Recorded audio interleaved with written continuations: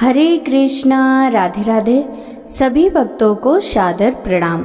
भक्तों, आप नियमित प्रातः 6:30 बजे हमारे चैनल पर श्रीमद् भागवत पुराण की कथाएं श्रवण करते हैं।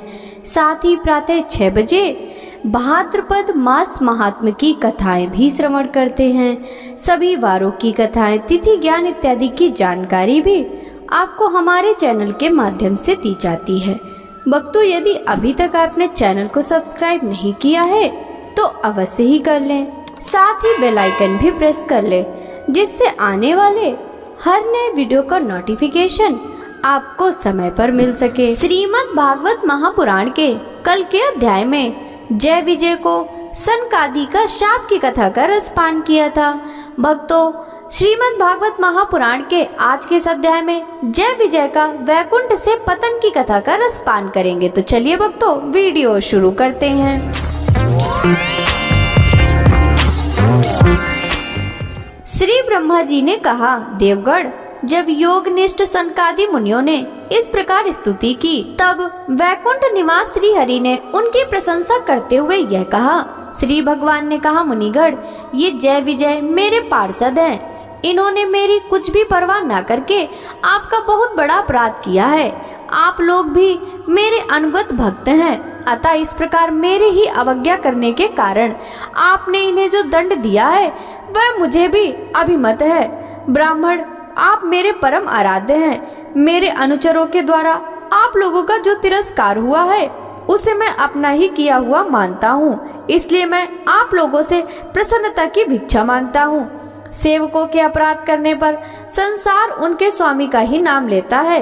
वह अपयश उसकी कीर्ति को इस प्रकार दूषित कर देता है जैसे त्वचा को चर्म रोग। मेरी निर्मल सुयस सुधा में गोता लगाने से चांडाल पर्यंत सारा जगत तुरंत पवित्र हो जाता है, इसलिए मैं वैकुंठ कहलाता हूँ। किंतु यह पवित्र कीर्ति मुझे आप लोगों की वजह से ही प्राप्त हुई है, इसलिए जो कोई आपके विरुद्ध आचरण करेगा वह मेरी ही भुजा क्यों ना हो, मैं उसे तुरंत काट डालूंगा। आप लोगों की सेवा करने से ही मेरी चरण रज को ऐसी पवित्रता प्राप्त हुई है कि वह सारे पापों को तत्काल नष्ट कर देती है, और मुझे ऐसा सुंदर स्वभाव मिला है कि मेरे उदासीन रहने पर भी लक्ष्मी जी मुझे एक क्षण के लिए भी नहीं छोड़ती।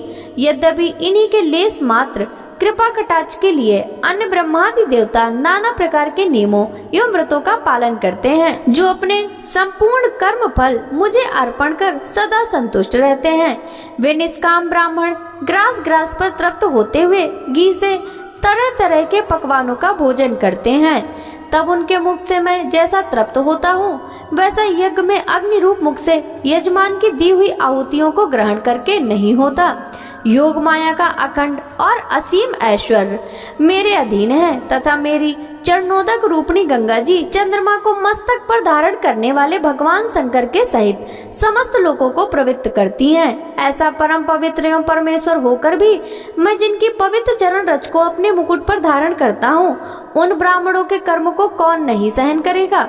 ब्राह्मण, दूध देने वाली गौएं और अनाथ प्राणी ये मेरे ही शरीर हैं। पापों के द्वारा विवेक दृष्टि नष्ट हो जाने के कारण जो लोग इन्हें मुझसे भिन्न समझते हैं, उन्हें मेरे द्वारा नियुक्त यमराज के गृध जैसे दूत, जो सर्प के समान क्रोधी हैं, अत्यंत क्रोधित होकर अपनी चोंचों से नोचते हैं।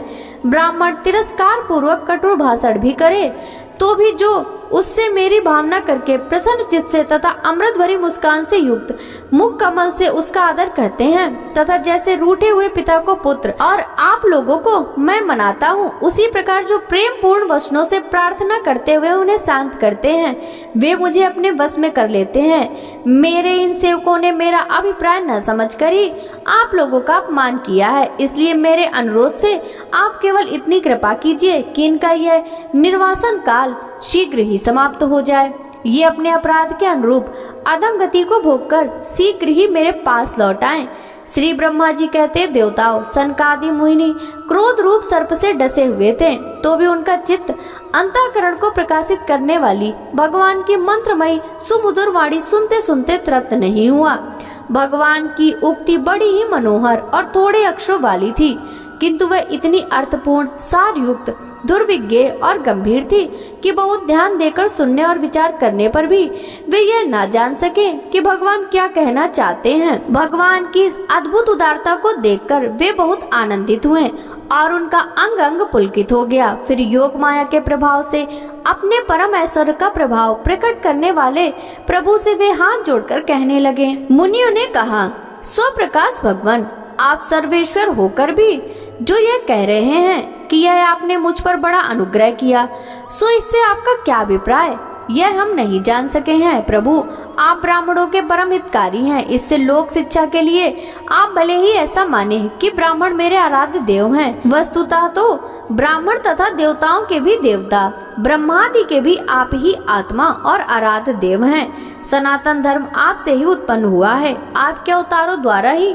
समय समय पर उसकी रक्षा होती है तथा निर्विकार स्वरूप आप ही धर्म के परम गुह रहस्य हैं। यह शास्त्रों का मत है। आपकी कृपा से निवृत्ति परायण योगी जन सहज में ही मृत्यु रूप संसार सागर से पार हो जाते हैं। फिर भला दूसरा कोई आप पर क्या कृपा कर सकता है।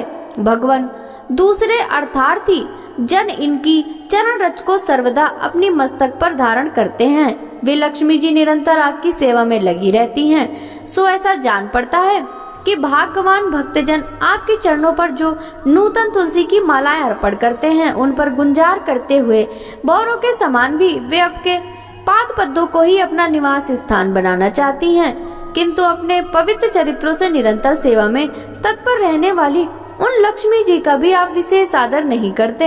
आप तो अपने भक्तों से ही विशेष प्रेम रखते हैं। आप ही स्वयं संपूर्ण भजनी गुणों के आश्रय हैं।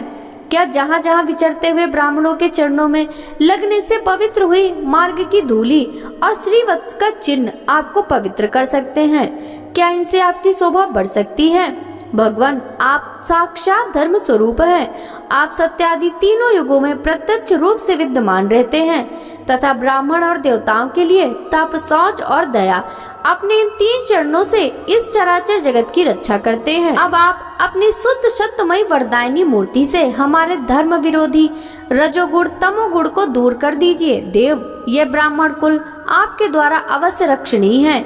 यदि साक्षात धर्म रूप होकर भी आप सुमधुर वाणी और पूजनादि के द्वारा इस उत्तम कुल की रक्षा ना करें तो आपका निश्चित किया हुए कल्याण मार्ग ही नष्ट हो जाए, क्योंकि लोग तो श्रेष्ठ पुरुषों के आचरण को ही प्रमाण रूप से ग्रहण करता है। प्रभु, आप सत्य गुण की खान हैं और सभी जीवों का कल्याण करने के लिए उत्सुक हैं।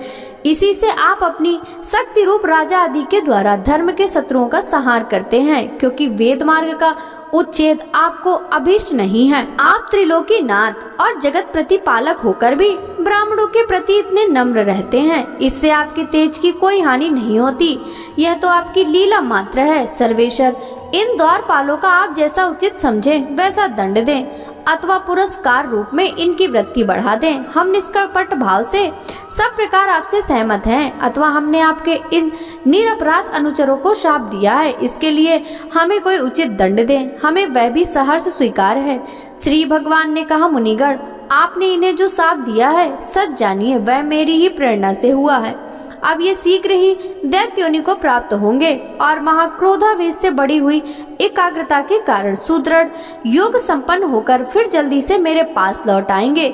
श्री ब्रह्मा जी कहते हैं, तदंतर उन मुनीश्वरों ने नयनाभिराम भगवान विष्णु और उनके स्वयं प्रकाश वैकुंठ धाम के दर्शन करके प्रभु की परिक्रमा की और उन्हें प्रणाम कर तथा उनकी आज्ञा पा भगवान के ऐश्वर्य का वर्णन करते हुए प्रमुदित हो वहां से लौट आए।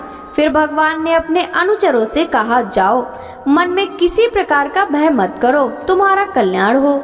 मैं सब कुछ करने में समर्थ होकर भी ब्रह्म तेज को मिटाना नहीं चाहता, क्योंकि ऐसा ही मुझे अभिमत भी है। एक बार जब मैं योग निद्रा में स्थित हो गया था, तब तुमने द्वार में प्रवेश करती हुई लक्ष्मी को रोका था। उस समय उन्होंने क्रुद्ध होकर पहले ही तुम्हें शाप दे दिया था। अब दैत्योनि में मेरे प्रति क्रोधाकार वृत्ति रहने से तुम्हें जो एकाग्रता होगी, उससे तुम इस वित्र तिरस्कार जनित पाप से मुक्त हो जाओगे और फिर थोड़े ही समय में मेरे पास लौट आओगे। द्वारपालों को इस प्रकार आज्ञा दे भगवान ने विमानों की श्रेणियों से सुसज्जित अपने सर्वाधिक श्री संपन्न धाम में प्रवेश किया। वे देव श्रेष्ठ जय विजय तो ब्रह्म शाप के कारण उस अलंघनीय भगवत धाम में हो श्रीहीन हो गए तथा उनका सारा गर्व गलित हो गया। पुत्रों, फिर जब वे वैकुंठ लोक से गिरने लगे तब वहां श्रेष्ठ विमानों पर बैठे हुए वैकुंठ वासियों में महान हाहाकार मच गया। इस समय दिति के गर्भ में स्थित जो कश्यप जी का उग्र तेज है, उसमें भगवान के उन पार्षद प्रवणों ने ही प्रवेश किया। उन दोनों असुरों के तेज से ही तुम सबका तेज फीका पड़ गया। इस समय भगवान ऐसा ही करना चाहते थे। जो आदि पुरुष संसार की उत्पत्ति, स्थिति और लय के कारण हैं, जिनकी योग माया को बड़े बड़े योगी जन भी बड़ी कठिनता से पार कर पाते हैं, वे सत्वादी तीनों गुणों के नियंता श्री हरि ही हमारा कल्याण करेंगे। अब इस विषय में हमारे विशेष विचार करने से क्या लाभ हो सकता है? श्री मैत्रेय जी ने कहा, विदुर जी, ब्रह्मा जी के कहने से अंधकार का कारण जानकर देवताओं की शंका निवृत्त हो गई और फिर वे सब स्वर्ग लोक को लौट गए। भक्तों, आगे की कथा का रसपान हम कल के अध्याय में करेंगे। श्रीमद् भागवत महापुराण की यह कथा यदि आपको अच्छी लगी हो तो वीडियो को लाइक कर ज्यादा से ज्यादा भक्तों के साथ शेयर कीजिएगा। साथ ही वीडियो के कमेंट बॉक्स में जय जय श्री हरि विष्णु जरूर लिखिएगा, जिससे भगवान विष्णु की कृपा दृष्टि सदा सर्वदा आप सभी पर इसी प्रकार बनी रहे। आपसे मिलते हैं श्रीमद् भागवत महापुराण के तृतीय स्कंद के अंतर्गत आगे की कथाओं के साथ। तब तक सभी भक्तों को हरे कृष्णा, राधे राधे, हर हर महादेव।